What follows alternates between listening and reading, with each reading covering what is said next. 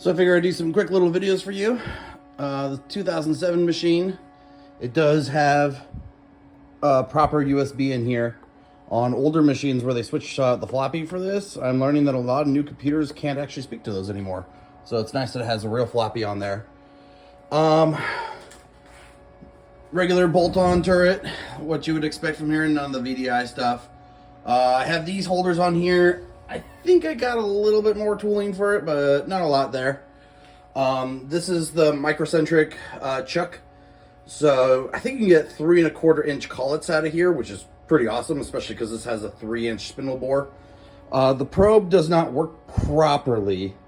It works sometimes, but not consistently. So that was one of the things I was going to replace and repair on here.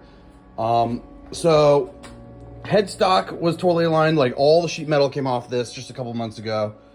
Headstock was aligned in every direction.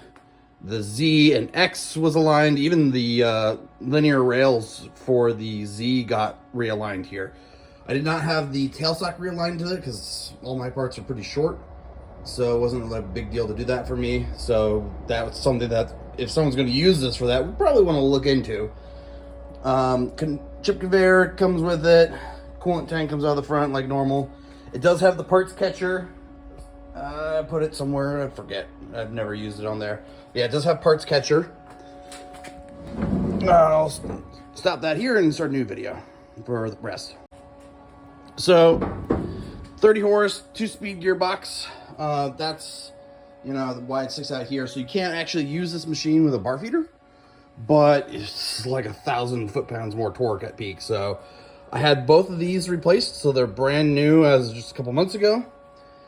I also changed out the filter system in here for the newer ones that Haas does. So not only is that a bigger, better filter, but the line that goes through there is bigger too. So everything about that's just better, which is nice. You can see September 2007. Serial number right there for you, 3079355.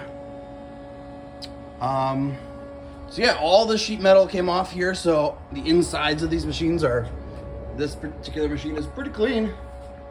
Kind of hard to see in there, but yeah, like, I took out all the chips, cleaned it up real nice, so it's not all nasty and gross.